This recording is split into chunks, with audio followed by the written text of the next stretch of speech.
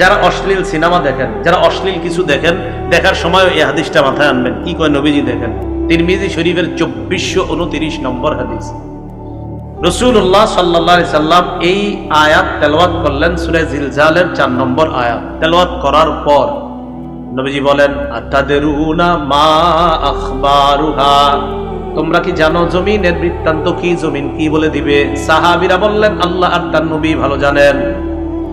নবীজি বললেন, ফাইন্না আখবারাহা আন তাশহাদা আলা কুল্লি আবদিন ওয়া আমাতিন বিমা আমিলা আলা যহরিহা আন তাকুলা আমিলা কাযা ওয়া কাযা ইয়াউমা কাযা ওয়া কাযা।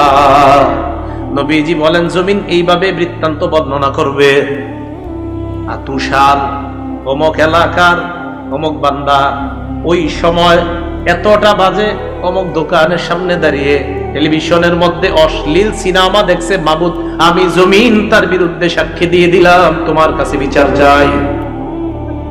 সময়, স্থান সব বলে দিবে। তো বলেন তো, আমার আপনার আমল নামা এটা কিয়ামতের ময়দানে আল্লাহ হয়তো ডান হাতে দিবে, না হয়।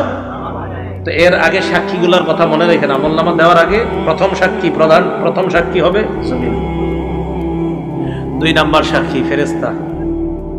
সূরা ইনফিতরের 10 থেকে 14 নম্বর আয়াতে আল্লাহ বলেন, ওয়া ইন্না আলাইকুম লাহাফিজিনা কিরামান কাতিবিনা ইয়ালামুনা মা তাফআলুন ইন্নাল আবরারা লাফি নাঈমিন ওয়া ইন্নাল ফুজ্জারা লাফি জাহিম।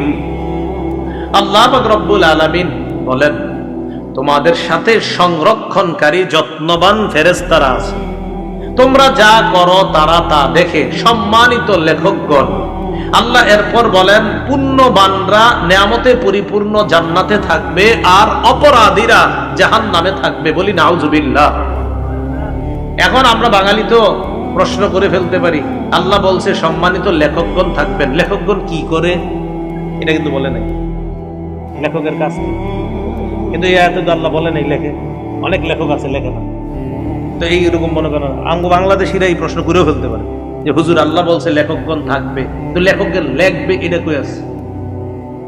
তো যেহেতু এরকম বলে ফেলতে পারেন, এই জন্য এই জবাব আল্লাহ কোরআনে দিয়ে দিচ্ছে।